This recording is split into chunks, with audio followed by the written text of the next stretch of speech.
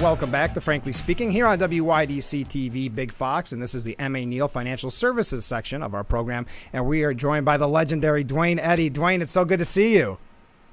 Well, it's nice to be seen. At my age, it's nicer to be seen than viewed. Well, thanks so much for being on the show. I know the show's relatively new, but we're broadcasting in the same area that you were born in. Tell us about your time in our area, and specifically being born in Corning, New York. Corning, New York. I was always very proud of that because everywhere I'd go, and whenever they'd interview me and ask where I was born, I'd say Corning, and they'd say, "Where's that?" I said, Corning, New York, Corning glass. And wherever in the world is famous all over the world. So point any further. Yep. And you spent not as much time in Corning, but you've been grew up in the surrounding areas to a point, right? Yeah, we lived in Corning for the first several years, and then we moved up to Bath for a few more years, and then on up to north of Branchport and Keokuk Lake. Oh, sure. West of Branch. Yeah. And Guy, little crossroads. Yeah. When you look back at your time in our area, what do you think of? What are the fond memories? Was it a place that you loved? Oh, yeah. I loved it because my dad was a bread man for a company called Quebeco Bread. Oh, okay. And he used to leave the house at 4 in the morning or something, and sometimes he'd take me with him as I was getting older. And I'd ride with him. He drove almost 100 miles a day and serviced the bread to all the little shops and stores out in the country and crossroads, places like that, and within an area around Corning. And I loved walking in that bakery in the morning on the mix of gasoline and baked goods. I know it sounds silly, but it was a pleasant combination, and they change every once in a while. And of course, once I got in the truck, all I could smell was hopefully what I would get later, a cupcake. So with that much traveling, you actually saw a lot of the area in a short period of time. Hundreds of miles? Yeah, he went up along and then when he went to Bath, he worked for NBC there, in their bakery, and we'd go all up and down the Finger Lakes and cross over the mountains there and do the mountains between them, and the hills, whatever you want to call them. Yeah. And then when I lived in Guyana, it was 7 miles over to Penn Yan, where I went to junior high school, 7th and 8th grade. Yeah. Then we moved to Arizona. Oh, but speaking specifically of your time in Penn Yan, people may not know this, but you were responsible for their mascot. Yes, they had a contest, I think when I was in one of the 2 grades, 7th or 8th. And I used to love to draw horses. Yeah. And I loved horses, and so they wanted somebody to name the team and everything. So I put in, drew a horse and called it the Mustang. Yeah, still called the Mustangs today. It's still there today. Yeah. When did you pick up guitar? Was it while you were in the area, or is that when you moved to Arizona? No, that was when we moved from Corning to Bath. And I didn't know it, but my dad had an acoustic guitar, and we were loading some coal into the new house for the furnace. And I looked over. I said, "What's that, Dad?" He said, "Oh," he looked. He says, "That's a guitar." "What's it for?" He says, "Will you play it like a musical instrument?" And he says, "I used to court your mother." Did you know right away that you were going to take to it? I mean, was it one of those things you just couldn't put down? Well, I asked him to show me how it worked, and he played 3 or 4 chords, which was about the limit of his knowledge on it, maybe 5 chords, something like that. And so I could, he taught them to me, and I just kept playing, kept trying, and hurt my fingers. They had to grow calluses. Never really did, but they did get tough. Oh, sure. And, anyway, I could play several chords. I didn't know you could play up to neck for the longest time without doing anything. And that's funny. well, I used to play and sing "Happy Birthday" for the neighbor kids, and things like that. And then in the seventh grade, I think I sang a couple songs in an assembly at Penier. Oh, wow. And let's see what else. Oh, went to Hormel. Oh, yeah. And did a radio show. I took 2 or 3 lessons on the lap steel. Oh, really? Yeah, and I wanted guitar, but my folks liked the Hawaiian guitar, so that's what I got lessons on. But I only took about 3 of them, and then I just rebelled. Did not want to go. But during that time, because everything he taught me I could play instantly, it was just natural for me. Mm-hmm. And so he took me with him to his little 15-minute radio show, and we played Missouri Waltz, and I played the lead on that. Yeah. And, quite nice. Did you know that that's what you wanted to do as a career at a young age, or was it just a hobby at that point? It was just a hobby. I didn't know that even after I started working at 15 in Arizona. Yeah. We moved to Arizona in 1951, and in Tucson, and then my dad went to work for Safeway there and worked his way up to assistant manager, and a year or so later we moved to Coolidge, which is a small town halfway between Tucson and Phoenix. Okay.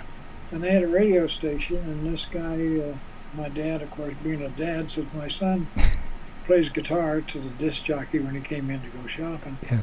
And disc jockey, Jim Doyle, said, well, bring him out to the transmitter, we'll record something, and if it turns out okay, we'll put it on the air. Yeah. He did, and that started a whole thing. So your parents were supportive of going into music? Yeah. Well, in those days, I don't think they expected me to earn a living out of it. But after they played that on the radio, a friend called, Jimmy Dell, and he called up, and he said, come to my house and play music. Yeah. And he played piano, and I played guitar, and we sang together country songs. And so we did that around the area, and just had fun with it, parties and stuff, school dances, whatever. And then, let's see, trying to think where I was going with that. Well, then after that, this local country group called and wanted me to play with them at the VFW, and they said, it pays $15. I couldn't believe that in 1953 or 4. Yeah. To get $15 for playing the guitar just seemed ridiculous. But I knew all their songs and stuff, and solos on the records, so I said we rehearsed it, and then we did the gig, and that started me working. Was country your biggest influence? Is that who you listened to? Country music? Yeah. Yes. Hank Williams was my man. Yeah. A guy, my mentor, sort of, and from him I learned. Just by observing and listening, I realized he was doing his own style, his own sound, and he did it with authority. Mm-hmm. Is that when you realized you had to come up with your own sound? You had to be different than everyone else? Well, all the country artists did. Mm-hmm. You know, I could hear the first 2 bars of any new song by a country artist and know what it was just by the sound of the intro, the steel guitar, or they had different tones and things. Or the guitar, and the fiddle, and whatever it was, they had all had their own sound. Hank Snow did, Lefty Frizzell, and you could just tell in about just a couple of bars who it was going to be before I heard the voice. Yeah. We have to take a short break, but Duane Eddy's promised he's going to stay with us through the break, so stay with us. We'll be right back with Frankly Speaking here on WYDC TV, Big Fox.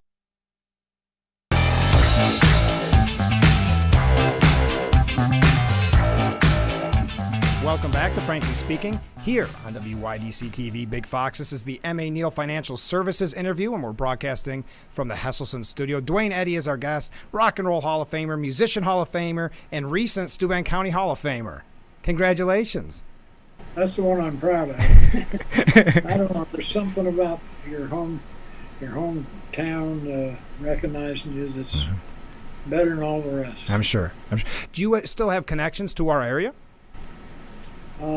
Yes, I do. I have some friends in Scottsdale, Arizona, that their family's up in Penningham. Oh, wow. But other than that, and of course, my relatives are all in Towanda and Alba, Pennsylvania, just 20 miles below the border. Mm-hmm. And my cousins and nephews and nieces. What was it that brought your family to Corning in the first place? Was it the bakery job? Pardon? What was it that brought your family to this area in the first place? Was it the bakery job that your father had? No. He had 3 brothers, and they grew up in Towanda and Lakeland. They were born in Lakeland, which no longer exists. South of Towanda, it was a lumber town. They clear cut it, and then they picked everything up, all the buildings and the railroad tracks, and left it a meadow, which it is now. Mm-hmm. Mm-hmm. So before we went to break, we were talking about kind of the beginnings of getting into the guitar. When did you feel that your career had taken off? Well, I didn't know. You never know from record to record whether it's going to last. Sure. But I cut late '57. There was a record called Raunchy that was a top 10 record by 2 different artists and a guitar instrumental. And so by then I'd met my producer. He came to Coolidge as a DJ. Okay. And then wanted to be a producer, so he became one. And he got one hit in 1956, Sanford Clark the Fool. And he wrote and produced. And then in '57, he wanted to try an instrumental, so he said, go home and write one. And so I did. And it was called Moving and Grooving. Yeah. They released that in January. It got the Billboard charts at 70-something, which encouraged them to say, go back and do some more, which we did in March, and just past March 16th, not long ago, which is the day we cut Rebel Rouser, and that was released in April or so, and somewhere around there at the end of April, I think. And it became a big hit of the summer. Yeah. Pretty much. It's amazing to me. I don't think there's any movie that takes place in that time that doesn't include Rebel Rouser. Yeah. It's so synonymous with that time. Fine with me. Keep them coming. In a movie. Forrest Gump was the biggest one. They sold over 14 million albums of that soundtrack. Wow. We had a little help from Elvis, Oakley, and others. Well, and you mentioned Elvis. You've had an opportunity, I'm sure, to meet just about everybody in the business. Just about, yes. Yeah. I had a very nice experience with Elvis. Yeah. We tried to get in the show, and we couldn't. It was sold out. But we went in afterwards, and this was a friend that knew him.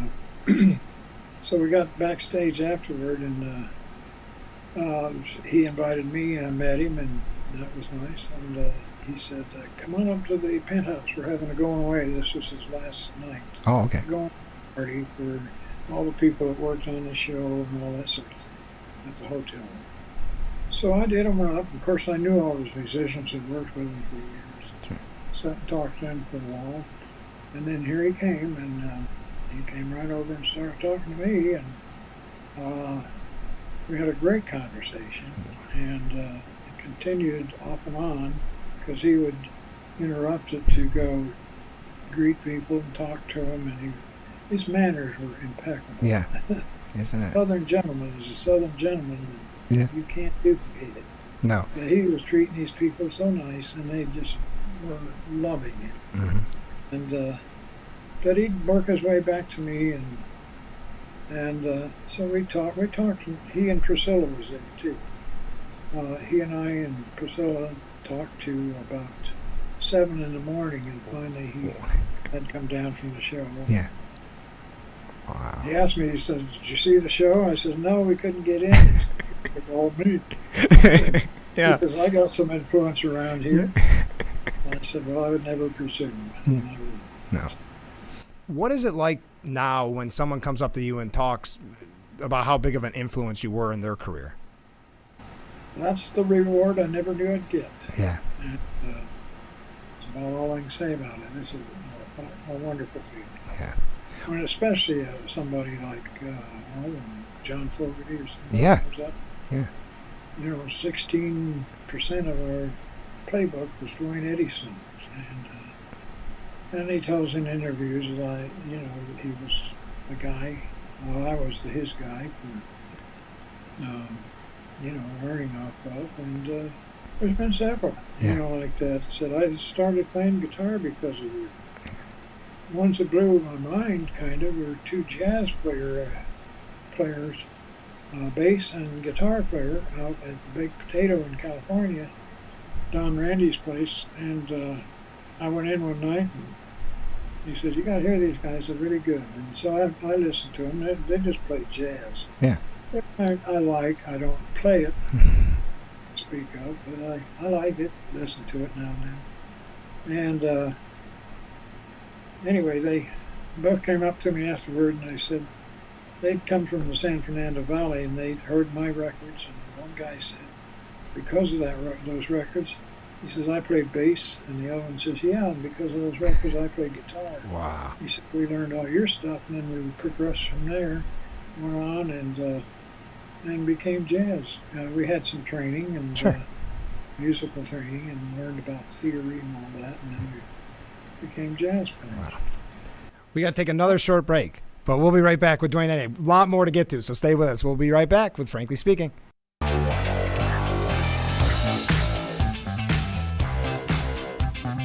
Welcome back to Frankly Speaking here on WYDC TV Big Fox.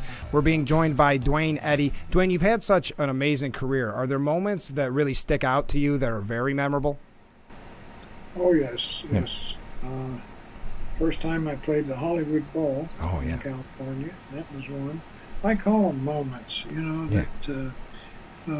first time I worked with James Brown up on the Northwest. He didn't have any hits then, but his show was so good. Yeah. I when I could, I'd ask the promoter to let him close the show. Yeah.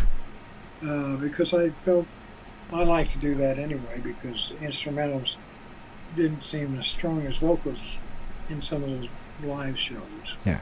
They were powerful and strong, but they'd been singing, they'd been hearing vocals the whole show. Sure. And I come out and play instrumentals, and I thought it'd be nice to have a vocal actor. So I always encouraged that. But James was knocked out with it. He thought that was the nicest thing could have happened to him, and he knew he should have been there anyway. But the shows matched him up, and so that was a moment. And playing the Grand Ole Opry in 1996. Wow. Which 17th, that was a childhood dream. I never knew how I'd do it. But yeah.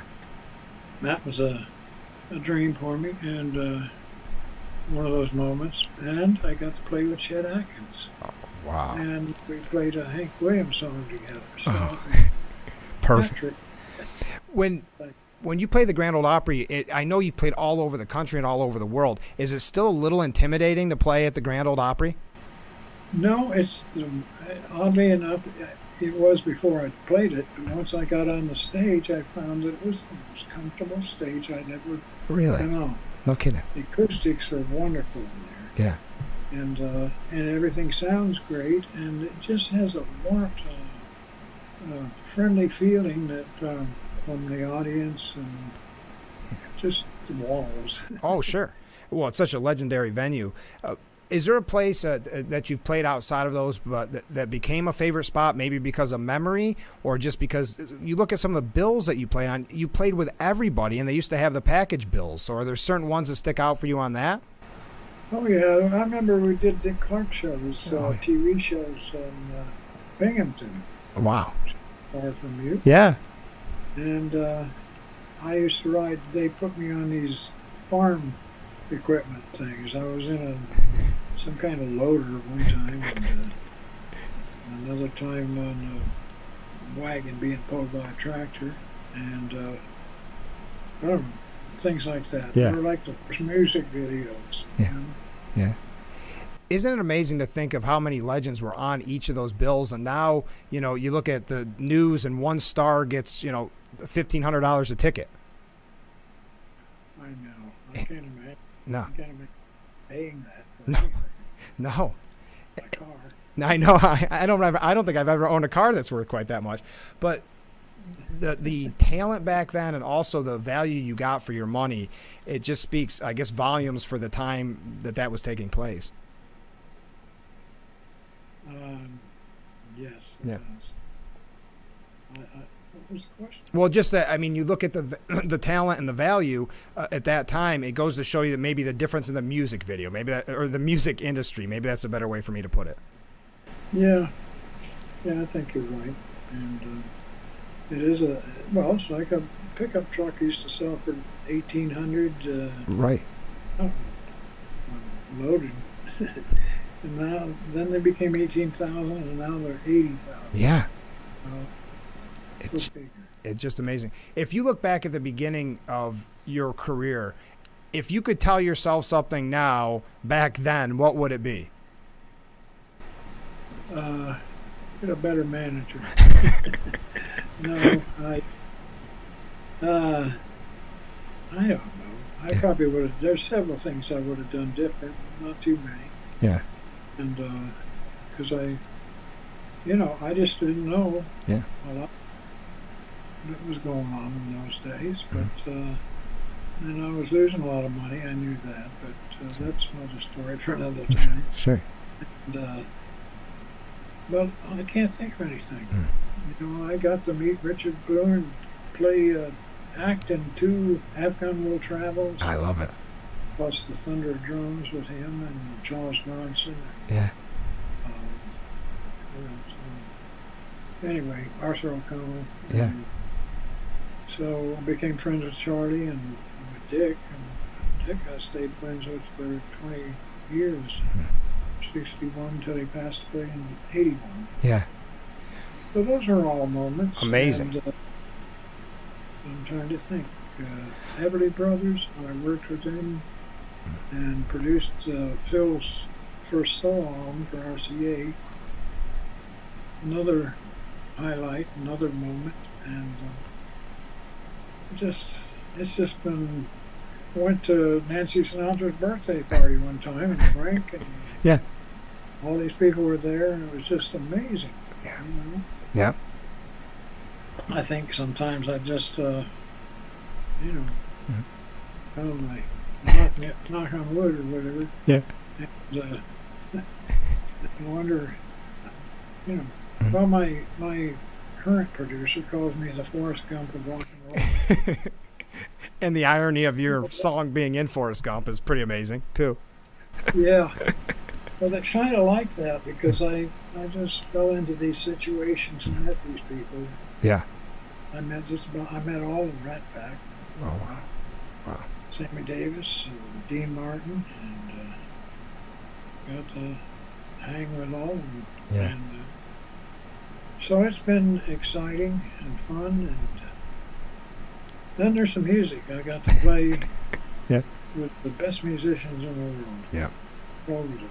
Yeah. Everybody from Paul Schaefer to Paul McCartney. Yeah. And we're going to talk more about that on tomorrow's show because we're going to take another short break, and then we're going to play the second part of this interview tomorrow. So stay with us. We'll be right back with Frankly Speaking here on WYDC TV Big Fox.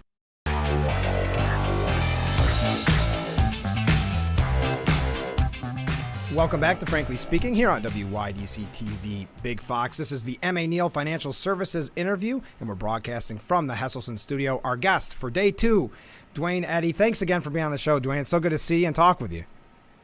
Well, same here, Frank. I really have enjoyed our conversation, and it's great to speak to the people of Corning and Bath and everywhere around there. Mm-hmm. And our studios are right on Market Street, the beautiful downtown district. Oh, man, when I saw that a couple of years ago, I couldn't believe it. It's a beautiful city. It's a world-class Market Street, world-class Main Street, whatever you call it. Yeah, yeah. And, we have a nice Main Street here in Franklin, Tennessee, but I think that Corning one is just as good as any I've seen anywhere in the world. Boutique stores, and for the shopping, and just the look of it. It's beautiful. It is It's a The beautiful. hospital barn in, I guess they did away with, and they got a new one now. Yeah. I was too much for them, so they got rid of it. Yeah.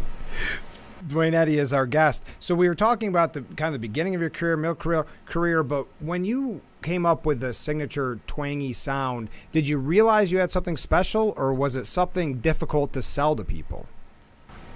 Well, I didn't know at first. That's just, I knew I had to have something different and something distinctive and something of my own. And as I said earlier, do it with authority and with emotion. Mhm. And let it all hang out. And that's what I did. Whether I was rocking an up-tempo song or loving a slow ballad, you know. Right.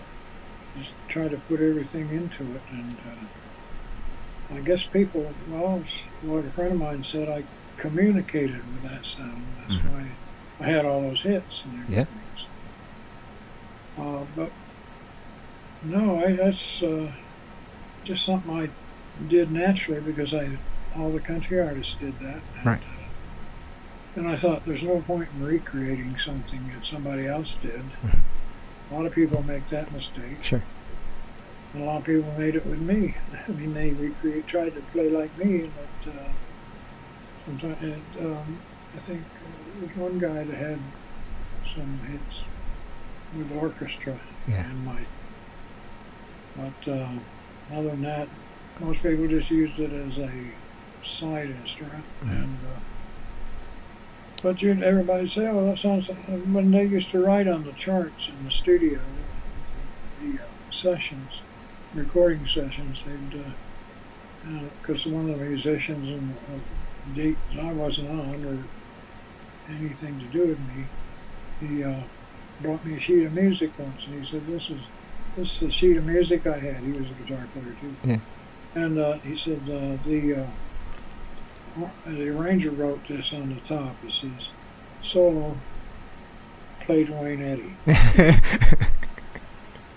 And so they knew, it became a staple. Yeah.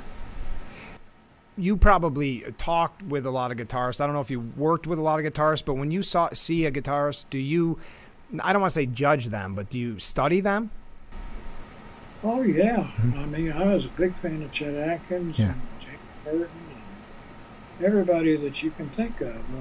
Howard Roberts, Barney Kessel, they were jazz players, but they worked on my sessions in the early days, and especially in Hollywood they did. And not me, but yeah, I know practically every guitar player in the business. Yeah. And I've worked with most of them. Everybody like the Stray Cats. Oh, sure. Can't think. Brian Setzer? Brian Setzer, thank you. Yeah. Mm-hmm. There you go. Get all of these names escape you. Yeah. Oh, Brian, I worked with him. I recorded with him. And, let's see.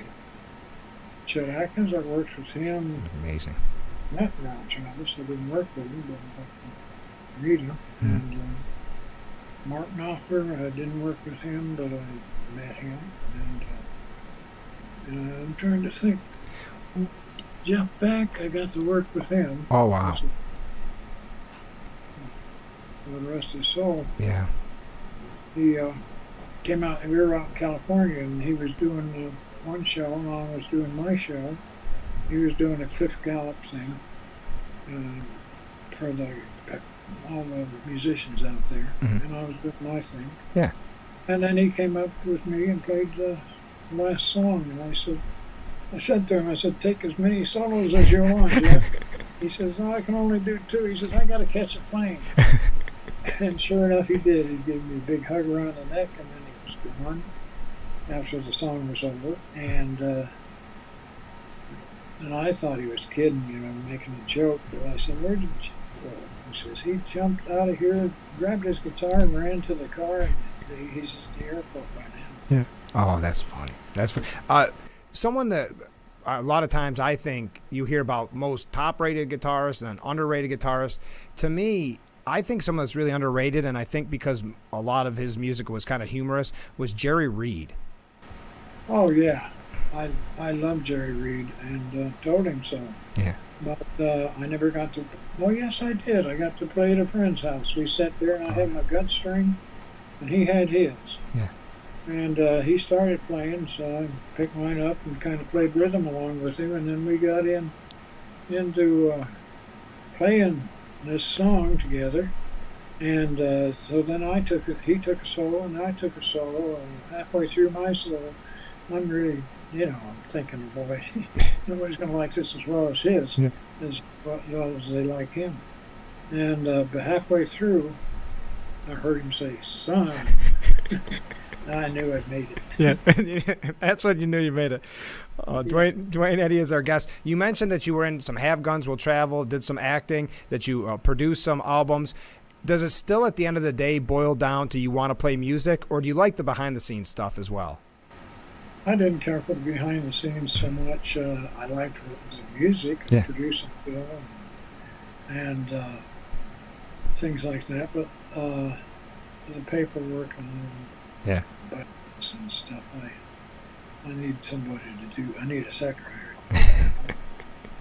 Not too good at it. I got it done. Mm-hmm. It's just a big waste of time, it seems. And yeah, it comes back to the music always. Yeah. I still like to do one more album, and I may. Yeah. Well, you were recently on the album with Robert Plant, right? Yeah. Yeah. Robert and Allison. Yeah, that's right. Yeah. I was on the album. I did a TV spot for England. That's okay. I knew I saw a clip somewhere. Oh, that's really neat. You have, by the way, the most amazing group of fans with the Duane Eddy Circle. Talk about great pictures, a great newsletter. I can't tell you how much I look forward to getting the newsletter. Oh, I know. Arthur does a great job. Mm-hmm. And those guys, Arthur and Jim Grant, and Mike Richards, Philip Pell, they have a great time with their convention every year. Now they're doing it soon because of the COVID thing. Yeah. But they're just a great bunch. It's kind of, we call it the inner circle. Yeah.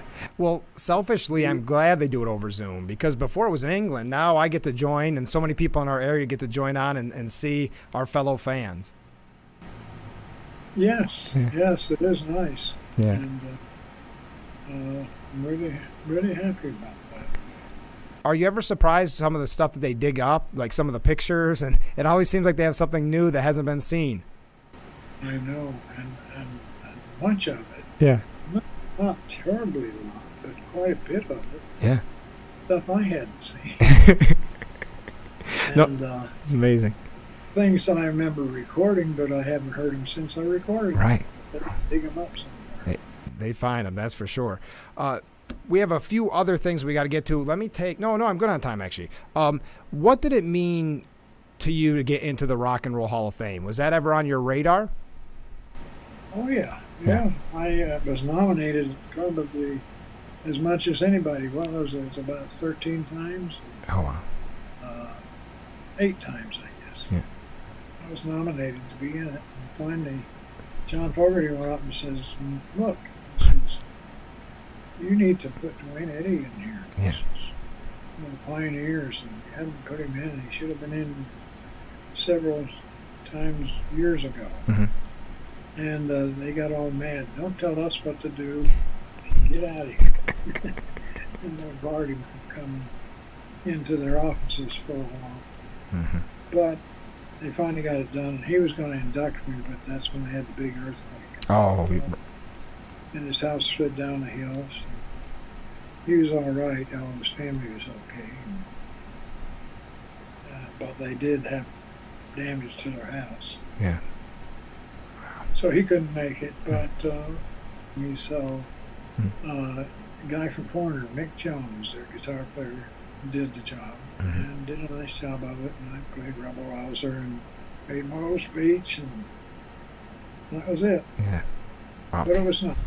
It was nice. John F. Kennedy Jr. was sitting right in front of me down No kidding. in the office.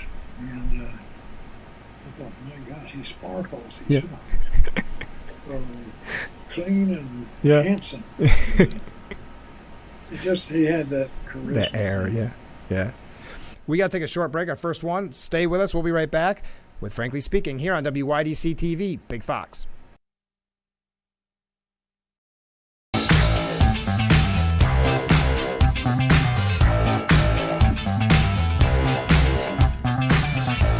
Welcome back to WYDC TV, Big Fox. This is Frankly Speaking. I'm your host, Frank Acomb, and this is the M.A. Neal Financial Services interview, and we're being joined by the legendary Duane Eddy. Duane, thanks again. Oh, you're welcome. I'm very pleased to be with you. Thank you. Yes. So we've talked in the past about some of the, you mentioned Elvis and some of the legends you worked with. Is there anybody you wish you could have had an opportunity to work with? Ray Charles. Yeah. George Jones. Oh, yeah. Yeah, I did. I got to know George, and I found a song for him called "The Race Is On," which became a staple of his. Yeah. The years, but I knew the songwriter in Phoenix and cut a demo and played it for George one morning. He came by my office and he said, "Can I take that with me?" And I said, "Sure." Yeah. I thought I had the publishing on it, but turns out the singer, the writer, had signed it with somebody else just before that. Oh, wow. So I didn't. And then, anyway, Yeah. that worked out great for him. I Yeah. was happy. Yeah, it skyrocketed his career in a lot of ways. But in those days, because you were known for rock and roll, was it difficult for country to let you in the door, or was it mutual? Well, there were a lot of people, not the main people, and the guitar players and the musicians. They understood what I was doing, Right. most of them. But a lot of people around them would say, "I don't understand it. Chet Atkins plays all this great guitar, and Duane just goes down and down and down. And he gets all these hits, and Chet don't get them." And so I ran into that a lot. Yeah. People lost Yeah. things like that. When I know... But mainly now, I've lived here 30 years. Right. 5 years, and it's the most heartwarming community, musicians and people, like the Musicians Hall of Fame, the Rock and Roll Hall of Fame, of course.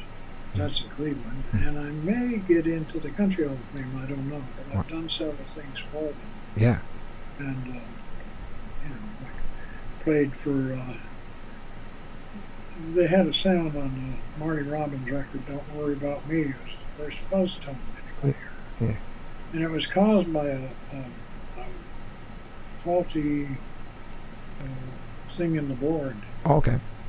and made the guitar sound like that, but they left it. So it became such a hit. But then when Grady Martin died, who was the guitar player that played it, one of the best ever, he played on El Paso, and just, you can't imagine the stuff, different things he did that were so great. Yeah. Anyway, they wanted to honor him. So Vince Gill sang, I think it was Vince sang the song for Marty Stewart. And no, it was, how's it called? Mandy Barnett. Mandy Burnett. She sang it, and I played the fuzz tone guitar, and that was just fun. It was like we recreated the record. Yeah. Yeah. And it was just a fun night. That was one thing I did. There'd been others. Did Did a trip with a steel player, Buddy Emmons, and Oh. played it. Was it an exciting, I guess, announcement when they said that you would be getting your own signature Gretsch, or was that a kind of you should have one?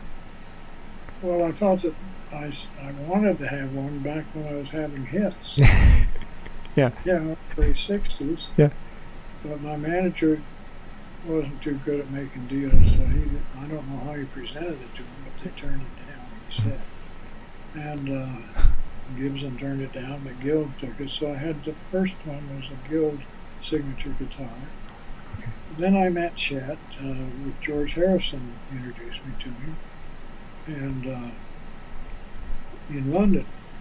And so after that, he contacted me and said, well, I didn't have a signature right then, and he asked if I'd like to have a Gretsch signature guitar, so I went down to Savannah and we put it together, and I had one for a long time. And then he went with Fender, so I thought I'll just go with Gibson.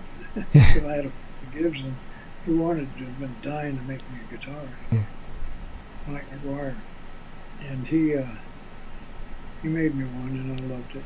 But that they weren't. Gibson was kind of wonky, and they didn't advertise it at all. So they sold it a bunch, and then they stopped selling. So I talked to somebody at Gretsch, and they said, "You can always come back to us, you know." And I said, "Well, I might be interested." So next thing I know, Gretsch got on the phone, and I left Gibson and went back to Gretsch, and they made the perfect guitar imitation. What do you call that? A copy of my original. Oh, like a replica? A replica. Yeah. And the guy came, the master builder, Luthier, came here at the house and measured that guitar. And that guitar, the original, is in Scottsdale in the Musical Instrument Hall of Fame. Oh, okay. Musical Instrument Museum. Gotcha. Wow. Yeah. Sorry. Oh, no, that's okay. And you mentioned you were introduced in the whole process when it came to George Harrison. The Beatles were huge fans of yours, weren't they? Yes, they were. Yeah. And I worked with both Paul and Ringo and George, all three of them. I didn't get to meet John. And but I worked with Paul on '85 in my Capitol album, Duane Eddy is titled. Yeah. And with George and Jeff Lynne, Mike Cooter, James Burton, John. All of us were on that. Larry Nexel. Just a great piano player and guitar player and harmonica player and bass player. He's a genius. And Jim Horn, of course, is a sax player. Anyway, it was a fun album. Oh, yeah. Yeah. And, we just had a great time. Yeah. Paul was great, and George, of course. I went up to his house and stayed, and worked on it in his home studio. And he added slide guitar. Oh, okay. And Ry Cooter was on this album too. Yeah. And he played slide. And I love the difference between them. Ry is very aggressive, and George is pure love. You know, when they play, you can just hear the difference. Yeah. So I just had a great time. Oh, sure.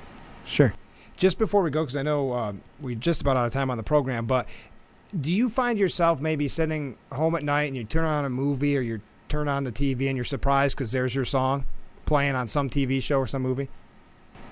Yeah, that's true. Yeah, I have done that. But the biggest surprise, we took our grandson to see Forrest Gump. Yeah. And he's about 12 at the time. And I didn't know. We just had no idea that they'd put Rebel Rouser into that movie. Yeah. So we're sitting there, and it starts when Forrest run, and then down, and he starts, takes off running, runs through the football field, and Rebel Rouser played it was the longest cue in the movie, they said. Yeah. And they played all through that. But while it was playing, my grandson jumped up on his seat, stood on his seat, and yelled out, "That's my grandpa!"